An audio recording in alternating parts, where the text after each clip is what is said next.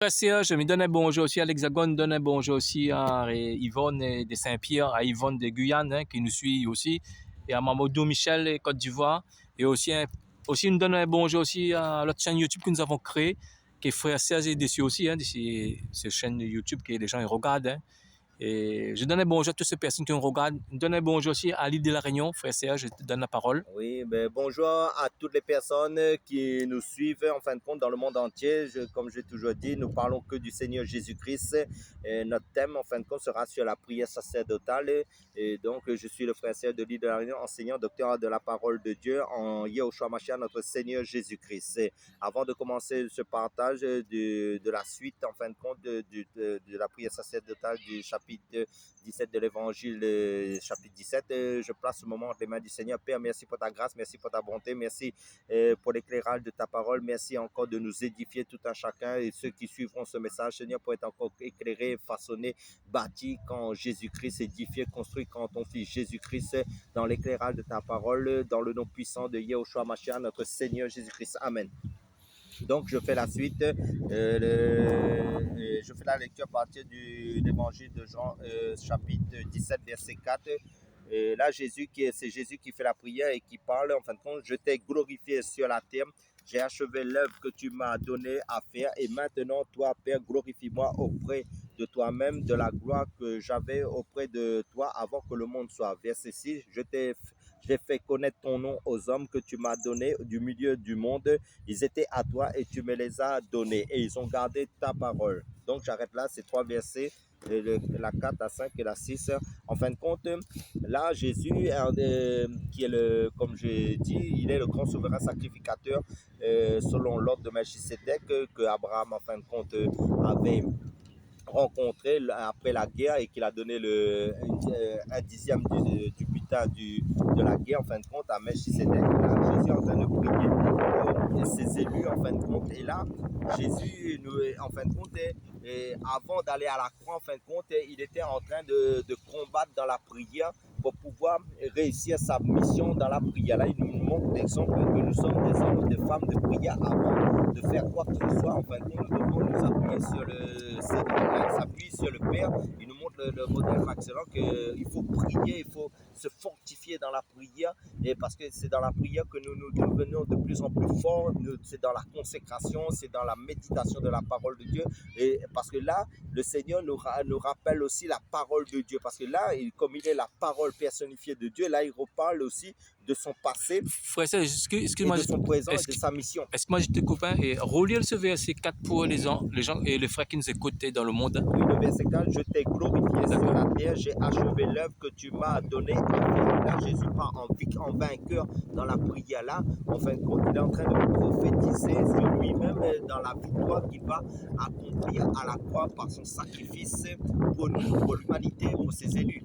Je reprends aussi parce qu'en fait, là, Jésus anticipe la victoire parce que la mission sera avec du succès. Hein. Amen. On voit que Jésus, même Paul, il confirme aussi dans Colossiens 2, 14, 15, lorsque tu dis souvent ce verset, Amen. Il a effacé la dont les ordonnances nous ont. Tu peux faire ce verset-là comme ça? Dans le Colossiens chapitre 2, verset 14 à 15, il nous est dit, c'est-à-dire Jésus-Christ, a effacé l'acte dont les ordonnances nous condamnaient qui subsistaient contre nous. Il a détruit le courant à la croix, il a dépouillé les dominations, les publiquement spectacle en triomphant d'elle par la croix. Là, Jésus, comme tu très bien Jésus, je t'ai glorifié sur la terre, j'ai achevé l'œuvre que tu m'as donné à faire. Là, il n'était pas encore monté sur la croix, il faut bien préciser. Là, il est dans la prière. Je pense que c'était dans le Gethsémani, il est en train de prier. En fin de compte, il est en train d'intercéder et en fin de compte, dans la prière, c'est un combat spirituel avant tout. Hein. Ça veut dire que c'était pas encore physique là. Là, c'était. Là, il anticipe en fait. Hein, il anticipe dans l'esprit. Comme nous, avant de faire des vidéos ou d'aller faire des délivrances ou de faire l'œuvre de Dieu, nous passons des moments dans la parole de Dieu, dans la prière, parce que nous confions, nous appuyons que sur le Seigneur, parce que nous appuyons pas sur notre propre force. Là, Jésus nous montre le modèle que tout homme doit suivre, qu'il doit s'appuyer sur le Père, sur lui-même en fin de compte, parce que là il prie à lui-même, c'est ça, et là il parle à lui-même, c'est ça, faut comprendre. Mais en tant que souverain sacrificateur, il parle au Père, qui est le Père qui est lui-même pour nous montrer le modèle que nous devons faire, nous appuyer sur le Seigneur, parce qu'il dit, heureux l'homme qui s'appuie, qui met sa confiance en l'Éternel, mais qui ne met pas sa confiance dans les hommes. Donc, avant de faire quoi que ce soit dans l'œuvre du Seigneur, nous plaçons nos projets et le plan de Dieu, parce que dans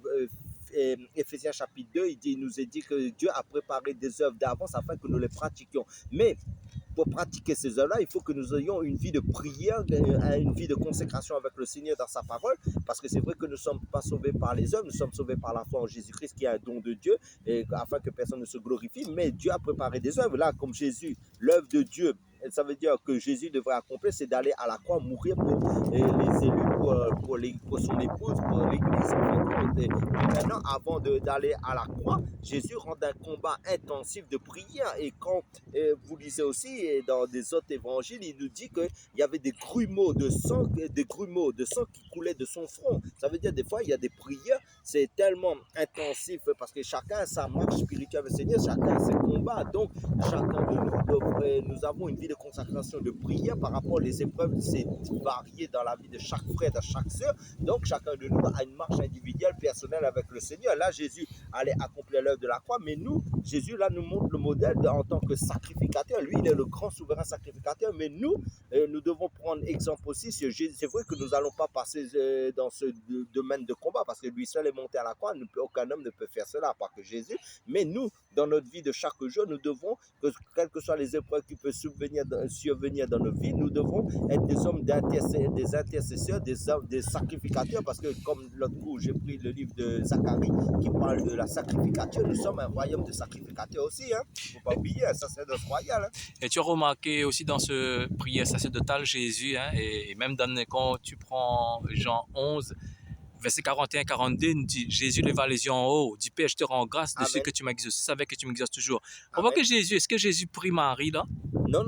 Il prie Dieu. Père, il prie directement, il s'adresse au Père. C'est pour ça, dans la prière de notre Père, Jésus nous montre le modèle. Parce qu'à un moment donné, les apôtres ont demandé à Jésus, enseigne-nous à prier. Mais Jésus lui a montré comment il faut prier. Il dit, notre Père qui est aux cieux, que ton nom soit sanctifié. Ça veut dire que la chose, c'est que nous allons pas vers un homme confesser nos péchés, vers une personne qui prend la place de Dieu. Nous allons directement vers Dieu, parce que nous sommes ses enfants, et nous communiquons avec le Seigneur, parce que dans Jérémie chapitre 33 verset 3, le Seigneur nous dit, invoque-moi, je te révélerai des choses cachées. Donc Dieu révèle à ses enfants les choses cachées, mais maintenant à condition que nous l'invoquons. Invoquer le Seigneur, c'est de prier, d'être en communion avec le Seigneur, pour que le Seigneur se révèle.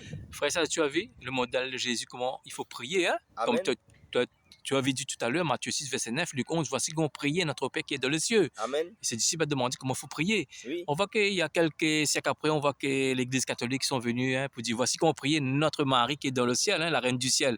On voit, mes frères et sœurs, lorsque vous priez Marie, vous priez les saints, votre prière ne sera jamais exaucée, parce que le Seigneur, pour que Dieu exauce nos prières, il faut qu'il fonde sur les Écritures, hein?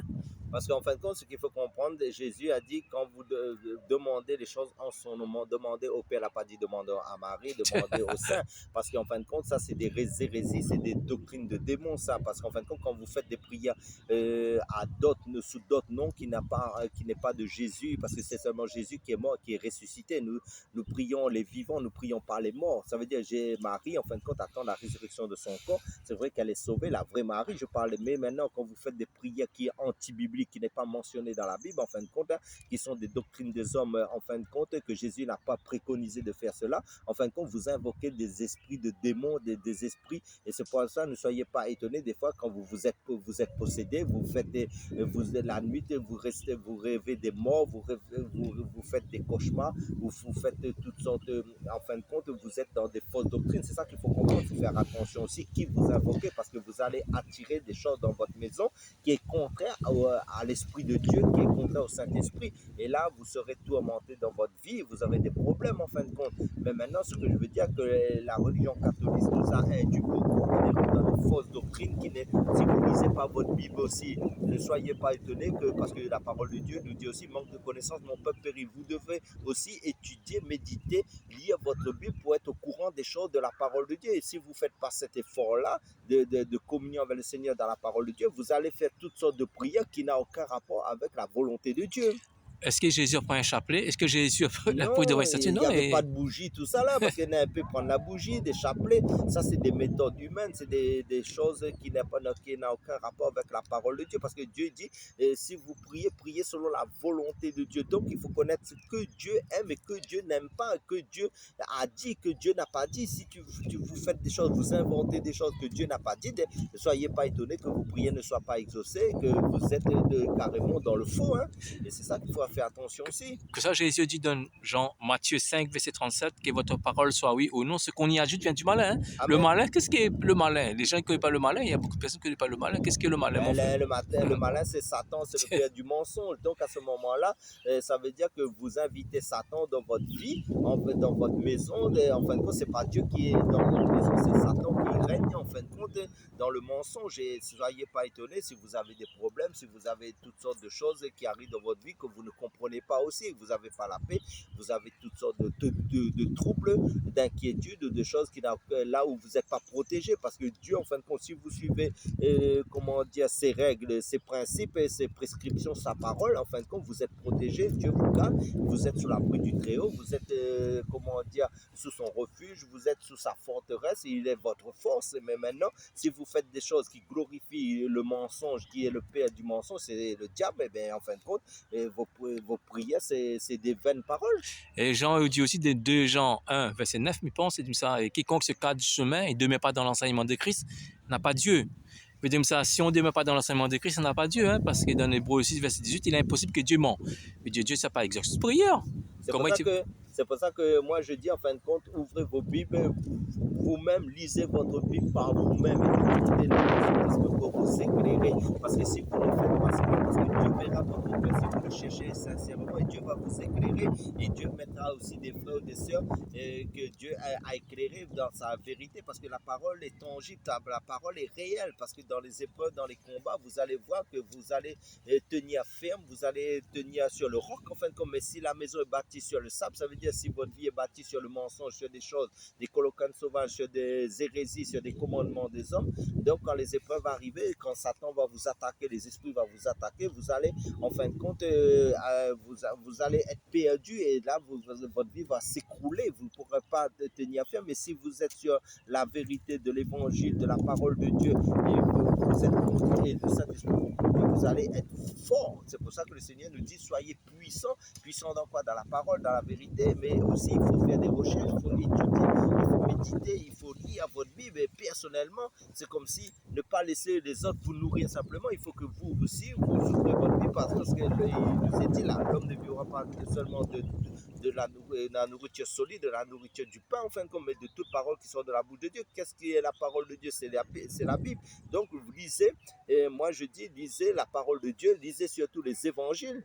Et Paul le dit aussi pareil dans 1 Corinthiens 4, verset 6, à ne pas aller au-delà de ce qui est écrit. Il dit, il a refait ce verset 1 Corinthiens 4, verset 6, à ne pas aller au-delà de ce qui était écrit. Amen. Que personne ne s'enfle d'orgueil. On voit les gens qui vont s'enfler d'orgueil qu'on va dire comme ça, il ne faut pas prier Marie, il faut prier le Père, Jésus, que le Père, pour que nos prières soient exaucées. Après, je rajoute aussi qu'il y a des personnes qui sont sincères aussi, hein, qui ne connaissent pas. Hein. Après, Dieu va les éclairer aussi, comme frère Serge a dit aussi, frère Serge. Parce que, en fin de compte, vous allez comprendre facilement. La Bible, c'est pas compliqué. La Bible est centrée que sur Jésus-Christ. C'est ça qu'il faut comprendre, qui est le Dieu Tout-Puissant. En fin de compte, ce qu'il faut comprendre, parce que dans 2 Corinthiens 4, 5, il nous dit, nous ne prêchons pas nous-mêmes, c'est Jésus-Christ que nous prêchons, nous disons vos serviteurs. Ça veut dire quand vous écoutez quelqu'un qui vous prêche la parole de Dieu, qui vous annonce l'évangile, en fin de compte, si ça parle que de Jésus-Christ dans ses prédications, c'est que c'est dans la vérité. Mais si ça fait référence à autre chose, ça c'est pas de Dieu, parce que la Bible est christocentrique. Donc de Genèse à l'Apocalypse, c'est vrai que l'ancienne alliance, ce sera un peu compliqué pour vous, mais Dieu avec le temps va vous éclairer, parce que la Bible c'était le mystère de Christ en fin de compte. Mais Jésus-Christ en fin de compte a plusieurs fonctions. Donc ça ne fait que parler de Jésus-Christ. Il est à la fois notre sauveur, il est à la fois notre salut, il est à la fois notre bon berger, il est notre pain de vie, il est nourriture pour notre âme, il est notre force, il est notre forteresse, il est tout ce que nous avons besoin, pas autre chose en fin de compte, pour le salut de notre âme, pour l'éternité. Moi, je rajoute, moi, je rajoute aussi que, voilà, il y a des personnes qui, même qui ne sont pas des catholiques, qui prient comme Jésus a dit, mais si leurs vies ne sont pas en règle aussi, il n'y a pas de prière qui sera exaucée, hein, mon frère, ça super. Oui, Est-ce parce que que tu le peux Seigneur nous dit comme ça, éclairer? vous priez et vous ne recevez pas parce que vous demandez mal. Pourquoi? Parce qu'en fin de compte, c'est pour satisfaire vos convoitises, pour satisfaire vos intérêts personnels. Donc, toute prière qui sort du cadre de la parole de Dieu, qui n'est pas en conformité à la volonté de Dieu, c'est des fausses prières. Dieu ne va pas exaucer. C'est ça qu'il faut comprendre, c'est Bien, des fausses prières. Mais quand nous prions, il faut que voir qu'est-ce que Dieu dit dans sa parole avant de prier. Ça veut dire, si moi je dis, ah Seigneur, je demande ce que moi j'ai envie de demander selon ma chair, mais qui n'a aucun rapport avec la parole de Dieu, à quoi Dieu aime en fin de compte. Donc cela ne sera pas exaucé.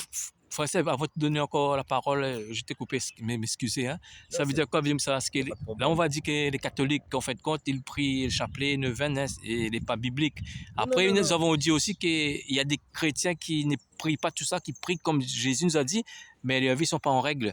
Et ça revient pareil, comme tu Oui, as mais dit. c'est Hein. la sorcellerie. C'est ça qu'il faut comprendre. Ça veut dire que quelqu'un qui ne vit pas dans la sanctification, qui ne vit pas dans la parole de Dieu et qui prie, en fin de compte, c'est un sorcier. C'est ça qu'il faut comprendre. Parce qu'il dit l'obéissance vaut mieux que l'obéissance vaut mieux que les sacrifices. Ça veut dire quoi? Ça veut dire que quelqu'un qui ne vit pas la parole de Dieu, mais qui prie, en fin de compte, il est pas moins qu'un sorcier, il est pareil. Pourquoi? Parce que Dieu n'exauce pas les pécheurs, c'est ça qu'il faut comprendre. Dieu n'exauce pas les personnes qui sont hypocrites. C'est pour ça qu'il y a beaucoup de personnes, des fois, qui prient beaucoup, mais ils ne voient pas leur prière exaucée. Parce que pourquoi? Parce que quand ils prient, leurs vies ne sont pas en conformité à ce que Dieu veut dans leur vie. Donc, Dieu ne va pas exaucer aussi des personnes rebelles, des personnes qui cherchent, comment dire, à vivre non pas en dehors de sa parole. Dieu exauce toujours les personnes, celui qui l'honore, il honore. Ça veut dire que celui qui fait sa volonté, Dieu va toujours exaucer. Parce que pourquoi? Quand tu pries en fin de compte, imagine tu vis en fonction de la parole de Dieu. Tu vas demander les choses selon le Saint-Esprit va te conduire parce que tu es rempli de la vie de sanctification, tu es rempli de la vie de l'Esprit. Donc l'Esprit va te communiquer la pensée de Dieu basée sur sa parole pour te demander les choses. Des fois, tu ne vas même pas prier, Dieu va t'exaucer. C'est ça que je veux comprendre. Frère, pour terminer, le fin mot. Pour faire comprendre, ça veut dire que le modèle par excellence, qui est le grand souverain sacrificateur, qui est Jésus-christ dans la prière sacerdotale que nous avons partagée du verset 3 à 6, là, à peu près.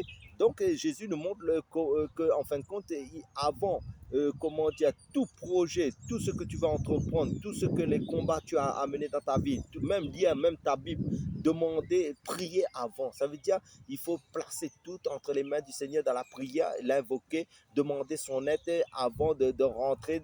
Même le matin quand tu te lèves, tu ne sais pas qu'est-ce qui va passer la journée dans ta vie. En fin de compte, tu places ta journée entre les mains du Seigneur, ton départ comme ton arrivée. Et ces gens vont t'accompagner parce que nous sommes dans un monde spirituel. Les démons travaillent. Mais là, Jésus, il savait qu'il allait être sacrifié à la croix. Donc, il a rentré dans un combat d'abord spirituel, d'abord dans la prière. C'est ça qu'il faut comprendre. Et parce que la victoire était déjà acquise. Pourquoi? Parce qu'il s'est fortifié dans la prière. Il s'est ressourcé avec son Seigneur, avec le Seigneur, pour nous montrer que sans Jésus-Christ, en fin de compte, sans nous ressourcer en lui, sans nous être renouvelés en lui dans la prière, et donc nous ne pouvons pas aller loin. C'est ça qu'il faut comprendre. Et c'est pour ça qu'il a eu la victoire, parce que c'était un homme de prière.